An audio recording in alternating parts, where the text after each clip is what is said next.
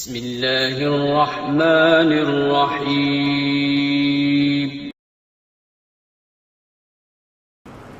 ہمارے ہاں بعض خطیبوں کی عادت ہے کہ وہ ڈرانے والا پہلو بہت غالب کرتے ہیں، کہ ہر وقت لوگوں کو ڈراتے رہتے ہیں جس سے مایوسی پھیلتی ہے۔ اور بعض خطیبوں کی عادت یہ ہوتی ہے کہ وہ اللہ کی رحمت کو ایسا بنا کے پیش کرتے ہیں کہ بس سب کی بخشش ہو ہی جائے گی،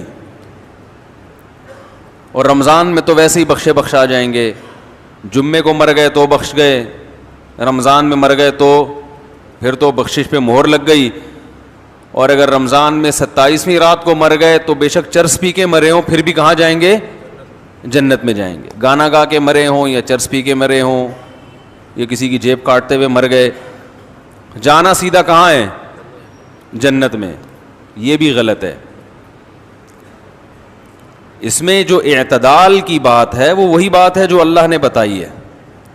قل لعبادی، اے نبی میرے بندوں سے کہہ دیجئے، انی انا الغفور الرحیم، کہ میں غفور بھی ہوں اور رحیم بھی، وَأَنَّ عَذَابِي، لیکن یہ بھی بتا دیں کہ میرا جو عذاب ہے هُوَ الْعَذَابُ الْأَلِيمُ، وہ دردناک عذاب ہے۔ اس میں اللہ نے ہمیں بتا دیا کہ اللہ کے بارے میں تمہارا کیا کانسیپٹ ہونا چاہیے، یہ اللہ نے خود بتا دیا۔ اس میں اللہ نے اپنا انٹروڈکشن کروایا، ان تین طبقوں کو غلط قرار دے دیا اس میں اللہ نے۔ وہ طبقے جو ہر وقت اللہ کی رحمت ہی کو بیان کرتے ہیں اور لوگوں کو یعنی بے خوف کر دیتے ہیں کہ بس سب کی مغفرت ہونی ہے، رمضان میں مر گئے چرس پی کے مر جاؤ، کچھ بھی کر کے مر جاؤ، یتیم کا مال کھا لو، بہنے کی وراثت دبا کے بیٹھے ہوئے ہو، حج پہ کر جاؤ گے سب معاف ہو جائے گا، اور جناب مہر کھا گئے، اور جناب وہ ابا سے بھی تمیز سے بات نہیں کر رہا، اماں سے بھی تمیز سے گانے بھی گا رہے ہیں، اور پتہ نہیں کیا کیا ہو رہا ہے، بس اللہ بڑا غفور رحیم ہے، یہ تسبیح پڑھ لو وہ تسبیح پڑھ لو اور اللہ تو معاف کر دے گا، سب کچھ معاف کر دے گا، بس حقوق العباد معاف نہیں کرے گا۔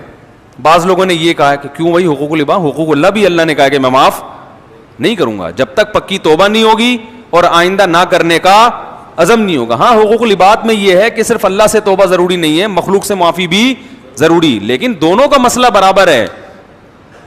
حقوق اللہ بھی معاف نہیں ہوتے جب تک پکی توبہ نہ ہو۔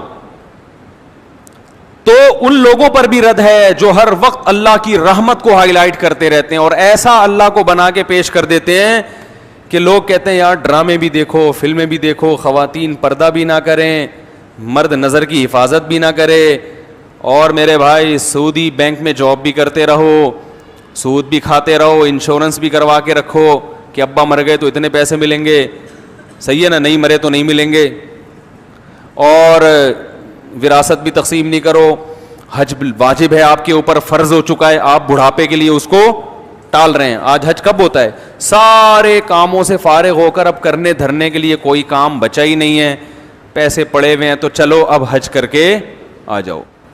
ہمارے حضرت فرما رہے تھے ایک دفعہ بیان میں کہ لوگ رمضان میں یہ تو بتاتے ہیں کہ بخشش ہوگی، روزہ رکھا، تراویح رکھی، بخشش پکی بخشش ہے، تیسرا عشرہ جہنم سے خلاصی، 27ویں رات میں تو جنت کا۔ یہ بھی تو حدیث میں آتا ہے کہ جو روزہ رکھ کے بھی جھوٹ نہ چھوڑے اس کو بھوک اور پیاس کے علاوہ کچھ بھی حاصل، اور جو تہجد پڑھ کے بھی برائی نہ چھوڑے اس کو رات کو جاگنے کے علاوہ کچھ بھی حاصل، یہ بھی تو حدیثیں ہیں۔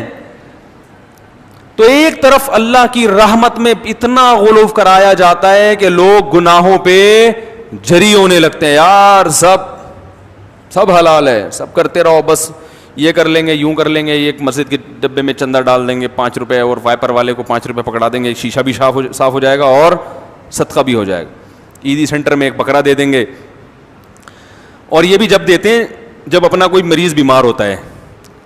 اور دوسری طرف غلو کیا ہے، بعض حضرات اتنا ڈراتے ہیں کہ 4 آدمیوں کے علاوہ کوئی جنت میں، وہ 4 مشہور شخصیات سب جانتے ہی ہیں، ان میں 2 پاکستان میں ہیں، ایک سعودی عرب میں ہے، اور ایک مجھے بھی ذہن میں نہیں آ رہی، لیکن وہی جنت میں جائیں گے۔ انہوں نے ایسا دین کو بنا کے پیش کیا ہے کہ یہ سارے مولوی جہنمی ہیں بھائی، یہ سارے فرقہ پرست اور ان مولویوں کے پیچھے چلنے والے بھی سارے جہنمی, اور جناب جو اچھے اعمال ہیں وہ بھی قبول. تو اس لیے بعض لوگ جہنم کا ایسا بنا کے پیش کرتے ہیں, لگتا ہے کہ جنت میں جانے والے 4-5 آدمیوں کے علاوہ کوئی جنت میں نہیں جائے گا, اور ایسا اللہ کے عذاب سے ایسا ڈراتے ہیں.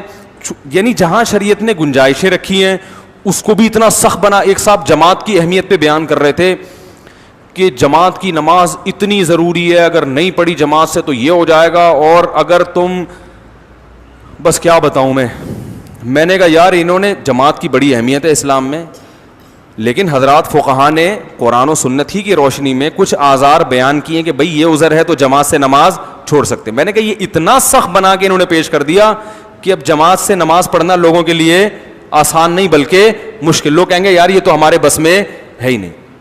حالانکہ فقہا تو دین کو زیادہ سمجھتے ہیں نا. انہوں نے بتایا کہ بھئی یہ آزار ایسے ہیں, آپ کو شدید بھوک لگ رہی ہے, آپ کے سامنے کھانا آ گیا, اب آپ کو ڈر ہے میں نماز پڑھنے جاؤں گا تو کھانا ٹھنڈا ہو جائے گا, تو آپ جماعت سے نماز چھوڑ سکتے ہیں. جہاں شریعت نے گنجائشیں دی ہیں وہ گنجائش دینی چاہیے, بلا وجہ نہ چھوڑیں, اور ایسا ہی بھی نہ ہو کہ روزانہ اسی ٹائم پہ کھانا پکوانا شروع کر دیں. 2 انتہائیں ہیں, تو اس میں اعتدال کا راستہ کیا ہے بھائی؟ اللہ کی ذات کے دونوں پہلو ہیں, عذاب بھی ہے اور رحمت بھی ہے, لیکن یہ بالکل برابر نہیں ہے. رحمت والا پہلو عذاب والے پہلو پر غالب ہے.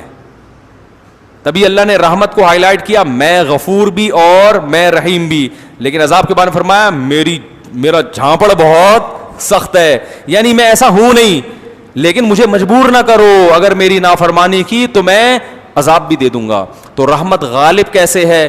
ایسے غالب ہے کہ نیکی کا ثواب بہرحال ملتا ہے, اور وہ بہت کم ضائع ہوتی ہے, بہت اس میں ضائع ہونے کا آپشن کم ہے.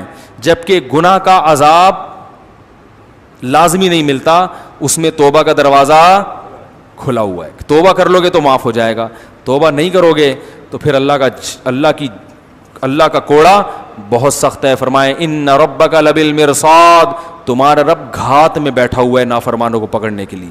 ایک ایک چیز نوٹ کر رہا ہے, ایک ایک چیز دیکھ رہا ہے. اللہ تعالیٰ ہمیں اپنے عذاب سے بچائے.